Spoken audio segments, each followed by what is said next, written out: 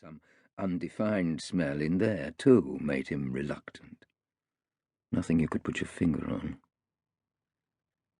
These people had money, a lot of money. The father was in a private clinic, his elder daughter dead, presumed murdered.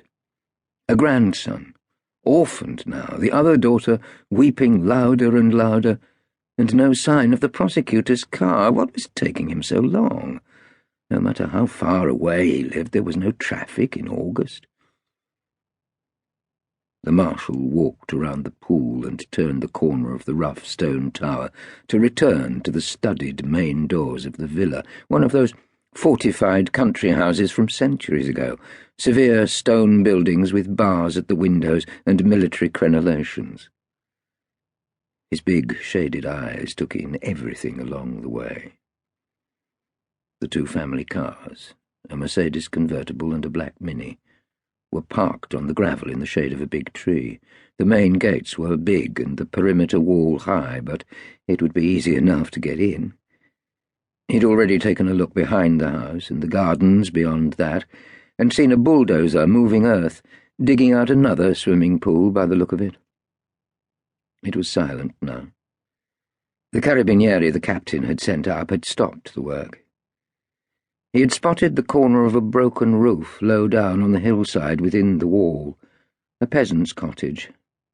There was sure to be a door in the wall there, and a cart track where, in the past, farm produce would have been taken down to Florence in trouble-free times, which didn't seem to have been frequent, from what he'd heard over his years here.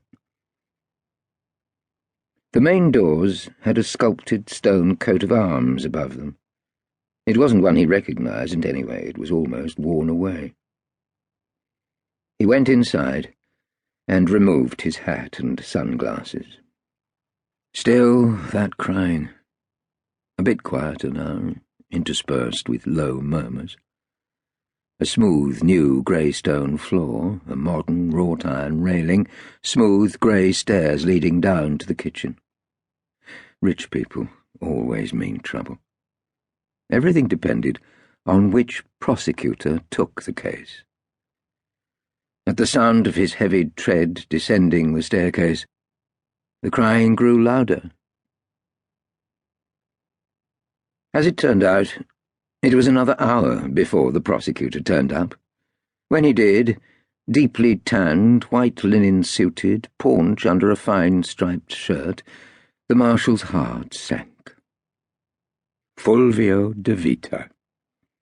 No doubt the prosecutor was equally dismayed at the sight of the marshal's dark bulk standing in his path.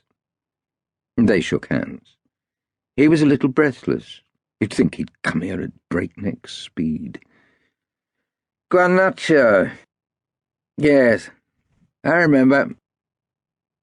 And so do I, the marshal thought, particularly the first time he had had to work with him. That case had been in August, too. A clear case of suicide, the prosecutor had decided, anxious to leave for his holidays. Of course, that murder victim had been poor and unimportant. All the stops would be pulled out for this one. "Excuse me." They were on the second-floor landing of the tower and stood back now to let a young carabinieri with a video camera start work. The marshal's big eyes followed him. The cameraman closed in on the shell cases encircled in white chalk on the worn red tiles, then stepped inside, filming everything detail by detail. So much more efficient than the human eye.